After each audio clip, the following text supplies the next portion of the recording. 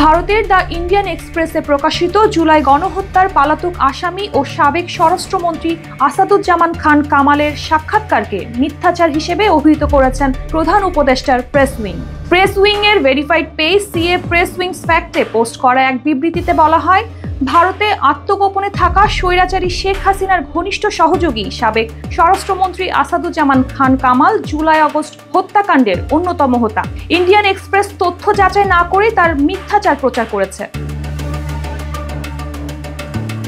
গণহত্যার পলাতক আসামি কামাল তার সাক্ষাৎকারে জুলাই গণ আন্দোলনের সময় বিভিন্ন পুলিশ স্টেশনে হামলার দাবি করেন। পাশাপাশি কামাল তার সাক্ষাৎকারে জুলাই আগস্টের ছাত্র জনতার গণ অভ্যুত্থানকে ইসলামী সন্ত্রাসী এবং সেনাবাহিনীর যৌথ অভ্যুত্থান বলে অভিহিত করেন।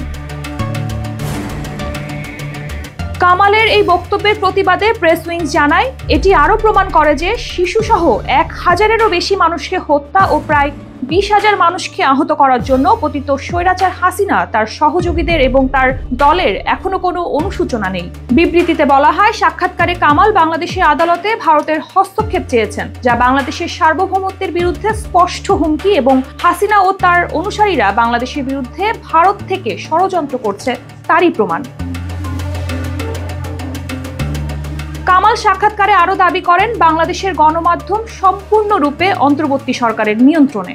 কামালের এই দাবির প্রতিবাদে প্রেস উইং জানায়, এটি একটি অত্যন্ত ভুল বক্তব্য, কারণ 2024-এর 8 আগস্টের পর থেকে কোনো স্থানীয় বা আন্তর্জাতিক সংবাদ মাধ্যম কোনো সরকারি সংস্থার দ্বারা কোনো বাধার সম্মুখীন হয়নি এবং বাংলাদেশের অন্তর্বর্তী সরকার সংবাদপত্রের পূর্ণ স্বাধীনতায় বিশ্বাস করে।